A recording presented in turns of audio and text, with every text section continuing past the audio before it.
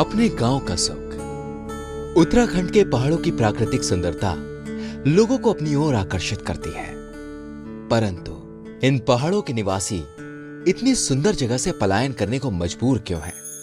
पिछले 10 वर्षों में लगभग 4000 ग्राम पंचायतों से 1,19,000 लोग स्थायी रूप से तथा लगभग 6300 ग्राम पंचायतों से करीब 3,84,000 लोगों ने अस्थायी रूप से पलायन किया। इसका एक ही कारण है, आजीविका के स्रोतों की कमी।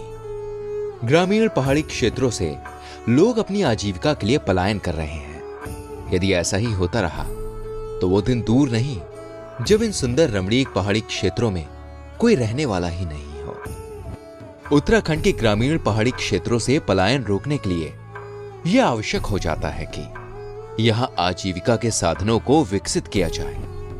उत्तराखंड के पहाड़ी क्षेत्रों में आजीविका विकास के लिए उत्तराखंड सरकार ने अंतर्राष्ट्रीय कृषि विकास कोष की सहायता से वर्ष 2015 में एकीकृत आजीविका सहयोग परियोजना का शुभारंभ 11 जिलों के 44 विकास खंडों में किया। उत्तराखंड के अल्मोड़ा जिले के चौखुटिया व भिकियासैंण विकास खंडों में इस एकीकृत आजीविका सहयोग परियोजना के क्रियान्वयन के लिए Indian Farm Forestry Development Cooperative Limited को तकनीकी संस्था के रूप में जिम्मेदारी थी। IFFTC ने योजना बनाकर लोगों की भागीदारी से इस परियोजना का क्रियान्वयन किया। परियोजना में लोगों की भागीदारी सुनिश्चित की गई। 271 गांवों में 6,537 परिवारों को संगठित करके 698 उत्पादक समूह व अति संवेदनशील उत्पादक समूह बनाए गए। इन समूहों में 92% महिला सदस्य हैं। उत्पादक समूहों के सदस्य नियमित रूप से अपनी मासिक बैठक करते हैं। बैठकों में अपनी बचत की राशि जमा करते हैं, जिससे उनका अपना स्वयं का आर्थिक आधार मजबूत हो रहा है तथा अपनी आजीविका से संबंधित मुद्दों पर चर्चा कर आगे की योजनाएं बनाकर कार्य करते हैं। आजीविका संवर्धन की दिशा में सहभागी तरीके से कार्य करने हेतु इन समूहों के सदस्यों की बैठक में विचार विमर्श किया गया। दुग्ध उत्पादन व इसका विपणन, बेमौसमी सब्जी उत्पादन, परंपरागत फसलों का उत्पादन, मसाला फसलों का उत्पादन व प्रसंस्करण जैसे वैल्यू चेन की पहचान की गई तथा इन्हें विकसित करने की योजना बनाई गई।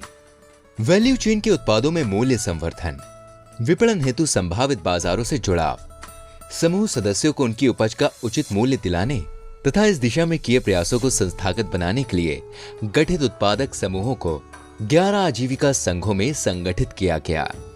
इन आजीविका संघों को राज्य सहकारी समिति अधिनियम के अंतर्गत पंजीकृत किया गया।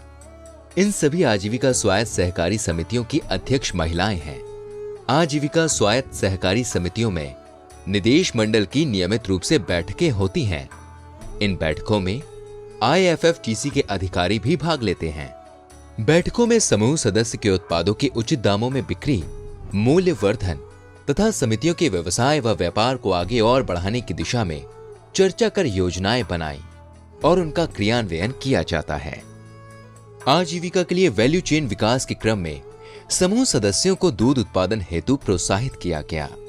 उनके द्वारा उत्पादित दूध का उचित मूल्य प्रदान करने हेतु स्वायत्त सहकारी समितियों द्वारा परियोजना क्षेत्र में दूध संग्रहण केंद्रों की स्थापना कर सतत रूप से बिक्री के लिए आंचल दुग्ध उत्पादन सहकारी संघ से जोड़ा गया। दुग्ध संग्रहण की प्रक्रिया में पारदर्शिता की व्यवस्था की गई।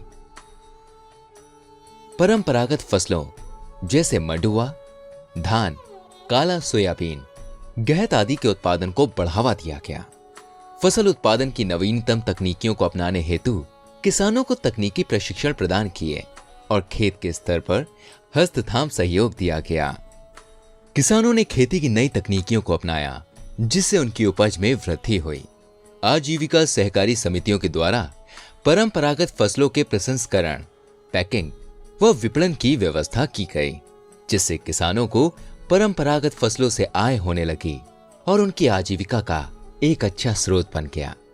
किसानों को बेमौसमी सब्जियां उगाने के लिए परियोजना द्वारा तकनीकी जानकारी प्रदान की गई। किसानों को परियोजना के माध्यम से अच्छे बीज, जैविक खाद आदि की सहायता की गई। परियोजना ने किसानों के लिए पाली हाउस बनवाए, LGP टैंक बनाने में सहायता प्रदान की जिससे सिंचाई के पानी की समस्या का समाधान हुआ। किसान बेमौसमी सब्जियों को उगाने के लिए प्रोत्साहित हुए। सब्जियों के उत्पादन से किसानों की आय अच्छी होने लगी है। समूह सदस्यों द्वारा उत्पादित कृषि उत्पादों की बिक्री के लिए परियोजना द्वारा अपड़ों बाजार की व्यवस्था की गई। अपड़ों बाजार में साप्ताहिक हाट की व्यवस्था की गई, जहां पर एक निश्चित दिन समूह सदस्य अपने कृषि उत्पादों की बिक्री सीधे उपभोक्ताओं को करते हैं। उपभोक्ताओं को ताजी सब्जी मिल जाती है और कृषकों को उनकी सब्जियों के उचित दाम मिल जाते हैं। पहाड़ी क्षेत्रों के किसानों की आजीविका के लिए साप्ताहिक हाट एक अच्छा विकल्प सिद्ध हो रहा है। IFFGC ने दुर्गम पहाड़ी क्षेत्रों में जगह जगह पर स्वायत्त सहकारी समितियों के संग्रहण केंद्रों की स्थापना करवाई, यानी बाजार को कृषकों के पास पहुंचाया। लोगों को सिर्फ आर्थिक गतिविधि करने के लिए ही उत्साहित नहीं किया, बल्कि उन लोगों का जो माइंडसेट, जब मैं उन लोगों से मिला, जब मैंने उन लोगों के साथ क्लास ली, बातचीत करी, इंटरेक्शन में, मुझे उन लोगों में जो एक उद्यमिता, जो कृषि से रिलेटेड उद्यमिता को लेकर के जो उनमें एक उत्साह मुझे दिखा, और उनका जो माइंडसेट था, एक बिजनेस माइंडसेट जो डेवलप हो रहा था, वो एक बहुत अच्छी चीज़ जो है वो जो डेवलप हुई है वो इनके प्रयास से। होता क्या है कि पहाड़ में कोई भी संस्था या वो जब काम करती है, तो जब तक वो काम कर रही है तब तक किसान भी काम करते हैं। जैसे ही उनका साथ छूटता है तो बैकअप खत्म होते ही वो लोग भी अपना काम करना बंद कर देते हैं। बट IFFDC ने जो सिर्फ इकोनॉमिक एक्टिविटी में ही इनको प्रमोट नहीं किया, बल्कि उसके साथ साथ जो इनका जो माइंडसेट चेंज किया है वो बहुत अच्छी चीज़ है। और एक ऐसी चीज़ है कि जिस दिन IFFDC इनसे अपना साथ छोड़ेगी, उसके बाद भी ये लोग काम करते रहेंगे, और सस्टेनेबल डेवलपमेंट का ये एक बहुत अच्छा उदाहरण है समझता हूं। किसानों को ये जालीदार बाड़ किराए पर दिए जाते हैं, जिससे वो अपनी फसलों को जंगली जानवरों से सुरक्षित कर पा रहे हैं। साथ ही फसल सुरक्षित होने से किसानों को अधिक उपज मिलने लगी और उनकी आय भी अच्छी होने लगी। पहाड़ी क्षेत्रों में खेत छोटी जोत के हैं, जहां कृषि औजारों और यंत्रों का प्रयोग संभव नहीं है, जिससे मशीनीकरण खेती नहीं होती थी। कृषि यंत्रों के उपयोग के अभाव में खेती के कार्यों में किसानों की मेहनत और समय अधिक लगता था। परियोजना द्वारा स्वायत्त सहकारिताओं को छोटे ट्रैक्टर, पावर टिलर, थ्रेशर जैसे कृषि यंत्र उपलब्ध कराए गए। अब ये सहकारिताएं किसानों को किराए पर कृषि यंत्र उपलब्ध कराती है। इससे अब किसानों के श्रम और समय दोनों की बचत हो रही है। साथ ही कृषि उत्पादन बढ़ने में भी मदद मिल रही है। एकीकृत आजीवन सहयोग परियोजना ने पहाड़ के समुदाय के लिए आजीविका के कई विकल्प तैयार किए हैं, जिससे अब वहां के लोग अपनी आजीविका को चला रहे हैं। इससे पहाड़ों से होने वाले पलायन को रोकने में बहुत ज्यादा मदद मिल रही है। कुछ लोग जो पलायन कर चुके थे, वो भी अब वापस पहाड़ों में अपने गांव और घर की ओर लौट आए हैं, तथा कुछ और लोग भी लौटने लगे हैं। हर एक चीज का इन्होंने हमको बताया कि मतलब मैं गोबर की खाद कैसे बनानी है, कैसे तुम मतलब अपने घर का अच्छा राशन खाओ, अच्छी साग सब्जी खाओ, और हम मासिक बचत भी करते हैं, जिससे हमने अपने आप को बहुत फायदेमंद जैसा समझा कि हम अपनी खेती पाती में ये मंडुआ, धान और भट और ये चौलाई वगैरह बेचते हैं, जिससे हमको बहुत फ़ायदा होता है। पहले हमारा अपना बिल्डिंग नहीं था, हम किराए पे मीटिंग करते थे। आज हमें IFFDC के माध्यम से हमारा अपना बिल्डिंग है, हम वहाँ पे आज बैठते हैं, वहाँ पर अपना बिजनेस करते हैं। जो हमारे आपण बाज़ार, जो हाट बाज़ार, वहाँ पे जो कितने सालों से वैसे ही बंजर पड़ा हुआ था, वहाँ पे हमने अपना हाट बाज़ार, शनिवार को हाट बाज़ार लगाते हैं। वहाँ पे जो हमें सेलर मशीन, अपना जो धान या आटा, उसमें हम अपना बिजनेस करते हैं। उसमें हमें बहुत सहयोग प्रदान हुआ है। IFFDC का मैं बहुत बहुत धन्यवाद करना चाहती हूँ। IFFDC जो तकनीकी संस्था है, उनके द्वारा जो हमें ये ब्रोकली और ये जो लाइन सोइंग और अच्छे बीज जैसे भिंडी का, विगत सालों में हमने जब IFFDC से हमें बीज प्राप्त हुआ, तो मैंने ही खुद अपने इस एरिया में लगाया। तो हमने खुद 1 से 2 क्विंटल तक हमने भिंडी की जो सब्जी है वो बेची। मैंने जो IFFDC से जो तकनीकी तौर तरीके से जो काम सीखा, उसी हिसाब से मैंने श्री मेथड धान लगाया, जिसमें उन्होंने मुझे बहुत सारी जानकारियाँ दी अपने हिसाब से धान लगाने में। और वो श्री मेथड धान लगाने में जो कामयाबी पाई है, उसमें मुझे 1.5 गुना प्रॉफिट हुआ, और मुझे कृषि विभाग द्वारा सम्मानित प्रोत्साहन भी मिला है। इस परियोजना का जो मुख्य ऑब्जेक्टिव था वो था कि जो ग्रामीण परिवार है उसमें आजीविका स्थायी संसाधनों को एकत्रित करके गरीबी हटाना। और IFDC द्वारा इस परियोजना के तहत अल्मोड़ा ज़िले में भिखियासैन और चकुटिया ब्लॉक में कार्य करा गया। IFDC द्वारा 378 गांव में ये काम करा गया और जिसमें 6000 किसान के जो फैमिली हैं उसको इसमें इन्वॉल्व करा गया था।